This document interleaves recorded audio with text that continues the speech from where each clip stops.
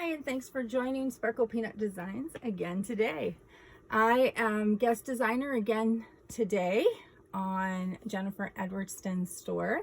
And today I used the kit again from the Craft and Create kit that's available in her store by Cartabella.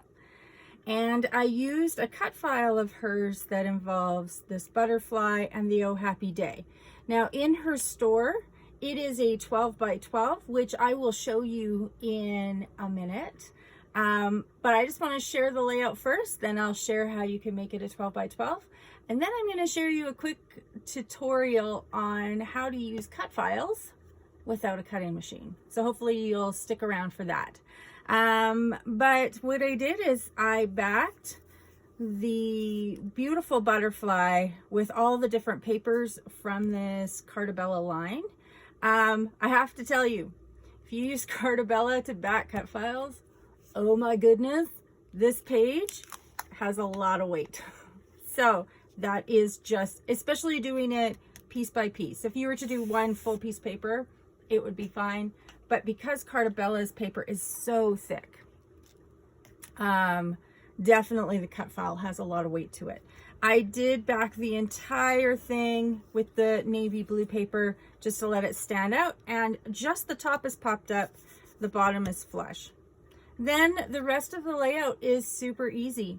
I just did 3 different panels, backed the whole thing on that coral cardstock, cut a few banners from scraps, used the Oh Happy Day from the cut file, and again backed each of them with the navy paper. I tucked my 2 photos of my gorgeous BFF and her mom, my sister who's my actual BFF, and used a Martha Stewart punch to punch out some butterflies to match this. I did my journaling around the butterfly, used some of the enamel dots from the kit, and splattered it with gold mist. I would say, other than backing this cut file, this layout is a half an hour type layout. Very, very simple, but with lots of detail. And this paper just is gorgeous for your spring, summer day, not just your crafty pictures. All right, so 2 things. First one is, how can you transform that 8.5 by 11 layout into a 12 by 12? This one's super easy because the cut file itself is actually 12 by 12. So I just took my SVG file, opened it as a web page, and printed the page. So that's why you're going to see it like this. But if you cut it in your digital cutting machine, this will actually be 12 by 12. And so if you wanted to do it the way I did it, I actually cut out this piece so that this was separate. You could use this cut file as is, and it would be very similar to the way that I made my layout. Or again, you can cut out these mats very, very easily. You could do that in the Silhouette Studio, or when it cuts it out, just clip off these external lines. Super easy. That's how I would make it a 12 by 12. Now, the other tutorial I wanted to do, like I said, this is not true to size, but how can you use digital cut files even if you don't have a digital cutter? Now, I won't be able to use the word because it's going to be backwards to what I'm going to do, but the butterfly is fine either way. So like I said, I opened the web page, I just clicked print page. This is what I'm going to get. And then now I have this butterfly down here that's printed. Please excuse my disgusting cut mat, but I'll put that on. And I do have some adhesive on it to hold it down. So there's a couple of ways I can do this, and I'm not going to do the whole thing, but I will pop out after to show you the finished file. If I want to use just trusting myself, actually these are small enough, I'm okay. I can just use an X-Acto knife and cut out the triangle. Again, this is going to be a lot more finicky and time consuming than having a cut file, but it's that simple. When I get to the outside edge, if I wanted to use, that's what I was looking for. I was looking for a ruler. If I wanted it more precise, I definitely, and this one being that it is all triangles. Oh, look at what I can do here. I can cut two at the same time. It's not perfect, but I'm lazy, so I can do it that way. So using this straight, oh, two more there.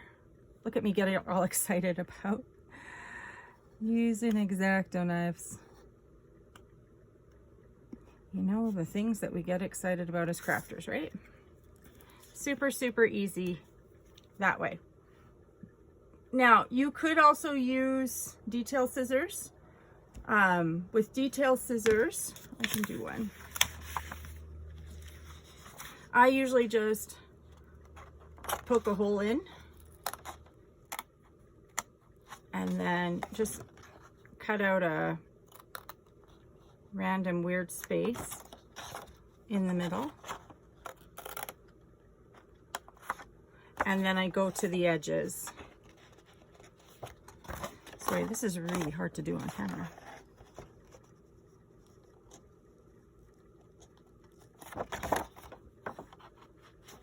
Just then get the scissor in, but with this one being a little bit smaller, I think the X-Acto knife will be a better option.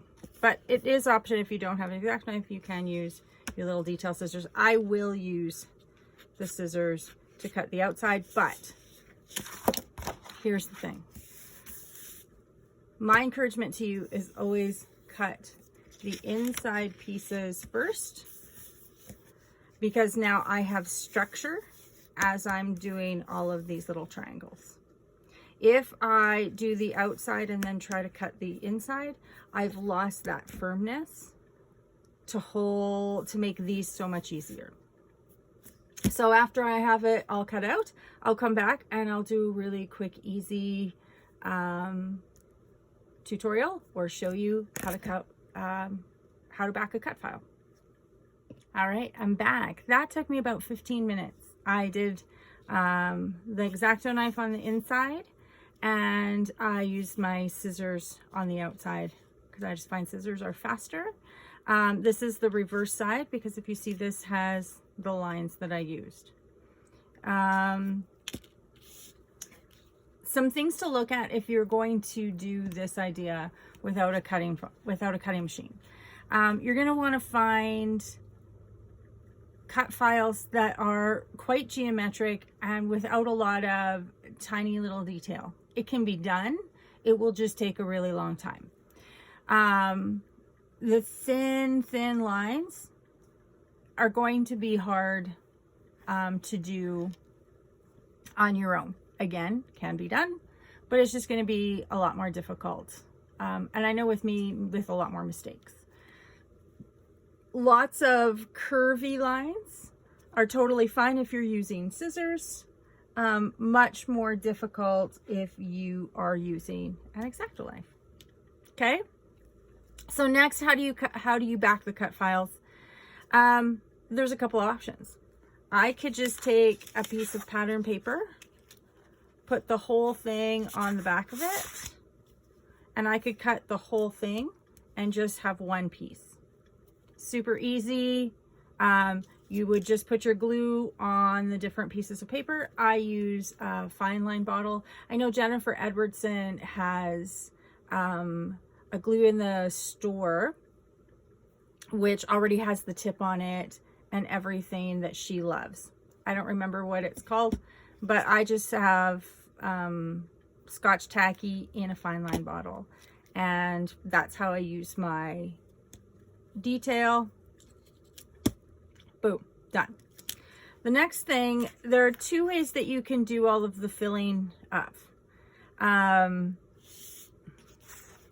Some people like to trace. Now, if you're going to trace, you trace the inside. You would cut and leave a little edge around that tracing mark. And then again, I would still put the glue on the cut file, and then you just line it up. That works too. What I like to do, and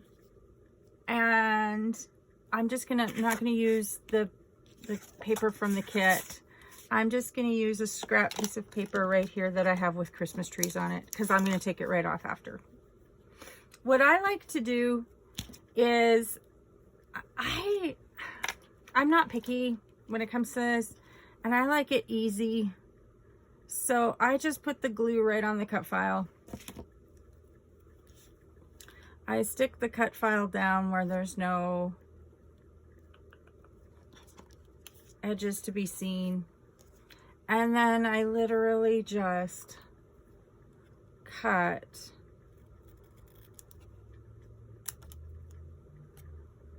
off the excess paper. No tracing, no measuring, just stick and cut. Is it perfect all the time? Nope. I'm going to take this off because I don't know what I'm going to actually use this cut file for. But it just works for me. It's so much faster, so much easier. I love this blue paper. So that's how to use a cut file when you don't have a digital cutting machine. You know, lots of people say, well, I don't have it, so I can't use it. Oh, there's so many cut files out there. There's free ones in Jennifer Edwardson store, lots in hers, but there's also lots of free ones out on the internet where you can print it, cut it. It's a little bit extra work. Is it as perfect? No, my lines aren't as straight, but nobody is going to be looking at my scrapbooks going, I see that line's not straight. So anyway, thanks again for joining me. And I hope you have a wonderful, creative day. Bye.